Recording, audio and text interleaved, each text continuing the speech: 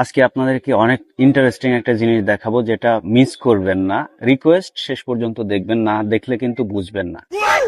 এই যে দেখতে পাচ্ছেন, এইটা কিন্তু পদ্মার মাঝখানের একটা দ্বীপ টাইপ, একটা চর টাইপের একটা জায়গা। তো চোখে পড়লো ফেরিতে যাওয়ার সময়, আমরা পদ্মা নদীর মাঝি যে উপন্যাসটা পড়েছি, আমাদের টেক্সটে ছিল ইন্টারমিডিয়েটে, তারই কাহিনী সরাসরি মিলে যায় এর সাথে। দেখেন, একদম মাঝ নদীতে একটা চর, এখানে একটা নৌকা দেখতে পাচ্ছেন। এই যে লোকটা হেঁটে যাচ্ছে, এটাই কিন্তু কুবের, পদ্মা নদীর মাঝির হিরো যে কুবের। কুবের কপিলার কাহিনী সবাই জানেন। এই যে আয় হায়, ये फंस गया सीएम। দেখো তো কাজটা করলো কি কুবের, মানে বসে পড়লো সেখানে, একদম সরাসরি বসে পড়লো, এবং পাশ দিয়ে যে ফেরি যাচ্ছে, অনেক লঞ্চ যাচ্ছে, সেটা খেয়ালই করলো না।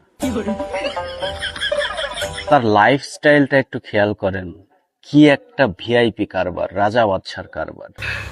নদীতে মাছ ধরেন, নদীর পাশেই বিক্রি করেন, নদীতেই জীবন, নদীতেই সংসার, এবং নদীতেই প্রকৃতির ডাকে সাড়া দিয়ে সেখানেই ধুয়ে মুছে সব সাফ করে ফেলা।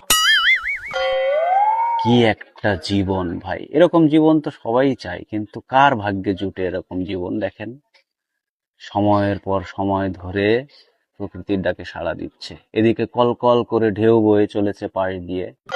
উফ, সেই শান্তি, সেই শান্তি।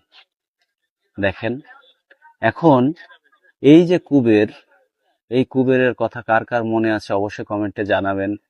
এবং কপিলাকে হারিয়ে সে এখন হয়তো হতাশ হয়ে গেছে, যার কারণে কোনো দিকে তার খেয়াল নেই, কি ফেরি কি লঞ্চ।